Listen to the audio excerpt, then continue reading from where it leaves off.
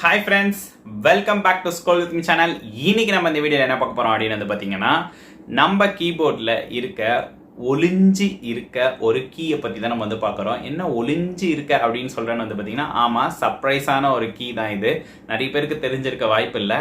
இது பேர் வந்து ஸ்டிக்கி கீ அப்படின்ட்டு வந்து சொல்லுவாங்க. நீங்கள் லேப்டாப்பில் என்னைக்காவது இந்த மாதிரி ஸ்டிக்கி கீ அப்படின்ட்டு வந்து பார்த்துருக்கீங்களா? அதை வந்து எப்படி எனேபிள் பண்ணுறது, டிசேபிள் பண்ணுறது, அதை எப்படி வந்து நம்ம யூஸ் பண்ணுறது, அந்த ஃபங்க்ஷனாலிட்டி என்னென்ன கீயோட காம்பினேஷனில் இருக்குது அப்படின்றது இதுதான் இந்த வீடியோவில் பார்க்க போகிறோம். வாங்க வீடியோக்குள்ளே போகலாம். வீடியோவை கடைசி வரைக்கும் ஸ்கிப் பண்ணாமல் பாருங்கள். அப்போ தான் ஒரு செட்டிங்ஸும் உங்களுக்கு புரியும், நீங்களும் பண்ணும்போது உங்களுக்கு யூஸ்ஃபுல்லாக இருக்கும். வாங்க வீடியோக்குள்ளே போகலாம். இப்போ நம்ம வந்து சிஸ்டம் ஆன் பண்ணதுக்கு அப்புறமேட்டு டெஸ்க்டாப்பில் தான் இருக்கும். ஈவன் அந்த நான் இப்போ சொல்ல போகிற அந்த ஸ்டிக்கி கீ வந்து நம்ம எங்கே வச்சு பண்ணாலுமே அது ஓப்பன் ஆகும் அந்த செட்டிங்ஸு. அதுக்கு முன்னாடி என்ன டிஃப்ரென்ஸ் உங்களுக்கு காமிக்கணும்ல, ஸோ அதுக்காக நான் என்ன பண்ணியிருக்கேன் அப்படின்னா, ஒரு நோட் பேடில் ஒரு சின்ன கண்டென்ட் எடுத்து வச்சுருக்கேன்.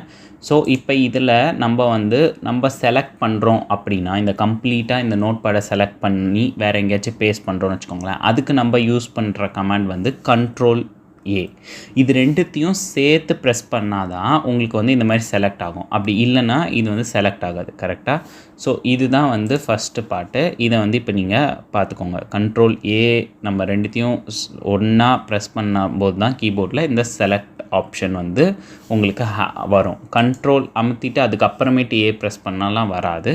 ஸோ இப்போ பாருங்கள், கண்ட்ரோல் ஏ கொடுத்தா மட்டும்தான் உங்களுக்கு இந்த மாதிரி ஃபுல்லாக செலக்ட் ஆகும். ஸோ இப்போ நம்ம இந்த நோட் பேடை மினிமைஸ் பண்ணிக்கலாம். இங்கே வச்சு 5 வாட்டி ஷிஃப்ட்டு கீயை நம்ம வந்து ப்ரெஸ் பண்ணலாம். ப்ரெஸ் பண்ணதுக்கப்புறம் ஒரு சின்ன பவுன்ஸ் சவுண்டு கேட்கும். ஸோ இதுதான் வந்து பார்த்திங்கன்னா ஸ்டிக்கி கீஸ் அப்படின்றது நான் சொன்னது. இந்த sticky keys let us use the shift, control, alt or windows logo keys by pressing one key at a time. The keyboard shortcut to run on sticky keys and press the shift key 5 minutes. ஓகேங்களா? So shift நம்ம கீபோர்டில் இருக்க shift, அப்புறம் control, அப்புறம் alt, அப்புறம் Windows key, இது எல்லாத்துக்குமே இந்த ஸ்டிக்கி கீஸ் வந்து ஒர்க் ஆகும். ஸோ நான் இப்போ வந்து இது எனேபிள் பண்ணோம் அப்படின்னா எஸ் அப்படின்ட்டு வந்து நம்ம ப்ரெஸ் பண்ணணும்.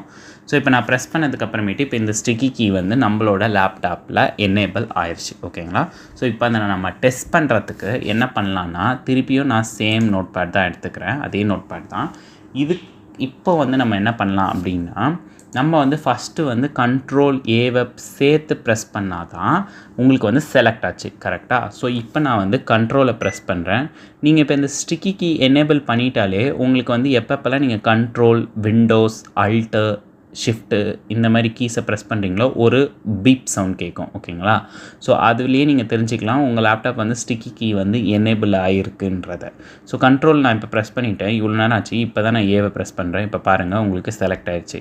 ஸோ இதனால் வந்து பார்த்திங்கன்னா நிறைய பேர் வந்து ஒரு சில சமயம் ஒன்றாலாம் சேர்த்துலாம் ப்ரெஸ் பண்ண மாட்டாங்க. இல்லை ஒன்றா சேர்த்து ப்ரெஸ் பண்ணும்போது பக்கத்தில் இருக்க லெட்டரோ இல்லை வேறு ஏதோ லெட்டரோ இது பண்ணிவிடுவாங்க. ஸோ அது அவங்களுக்குலாம் வந்து பார்த்திங்கன்னா இந்த ஸ்டிக்கி கீ ரொம்பவே ஹெல்ப்ஃபுல்லாக இருக்கும்.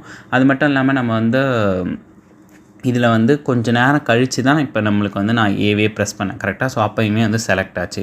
இதுவே வந்து நான் செலக்ட் பண்ணோம் அப்படின்னா, நான் கண்ட்ரோலையும் ஏவும் சேர்த்து செலக்ட் பண்ணால் தான் உங்களுக்கு வந்து செலக்ட் ஆகிருக்கும் நார்மலாக இருக்கும்போது.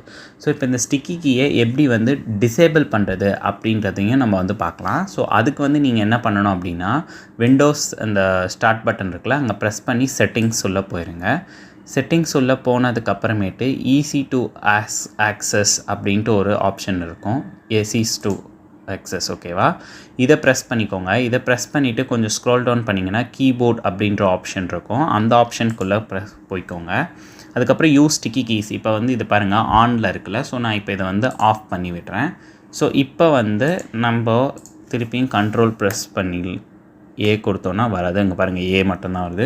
ஸோ இப்போ வந்து நம்ம கீபோர்டு வந்து நார்மலுக்கு இதுவாகிடுச்சு. ஸ்டிக்கி கீ வந்து டிசேபிள் ஆகிடுச்சு. ஓகே ஃப்ரெண்ட்ஸ், இது வந்து ஒரு சர்ப்ரைசிங் கீபோர்டில் இல்லாத கீயை வந்து எப்படி வந்து ஸ்டிக்கி கீ அப்படின்றத வந்து நம்ம பார்த்துருக்கோம் இந்த வீடியோவில். இது உங்கள் எல்லாருக்குமே இது ஹெல்ப்ஃபுல்லாக இருக்கும்னு நான் நம்புகிறேன். ஓகே ஃப்ரெண்ட்ஸ், தேங்க்யூ ஃபார் வாட்சிங் திஸ் வீடியோ. மறக்காமல் ஸ்க்ரோல் வித் மீ சேனலுக்கு சப்ஸ்கிரைப் பண்ணிவிடுங்க. உங்களுக்கு இந்த வீடியோ பிடிச்சிருந்தா லைக் பண்ணுங்கள். அப்புறம் உங்களுக்கு ஃப்ரெண்ட்ஸ்க்கெலாம் ஷேர் பண்ணி இந்த ஸ்டிக்கி கீ இருக்குது அப்படின்றத தெரிவிச்சிருங்க. Thank you friends. தேங்க்ஸ் ஃபார் வாட்சிங் திஸ் வீடியோ.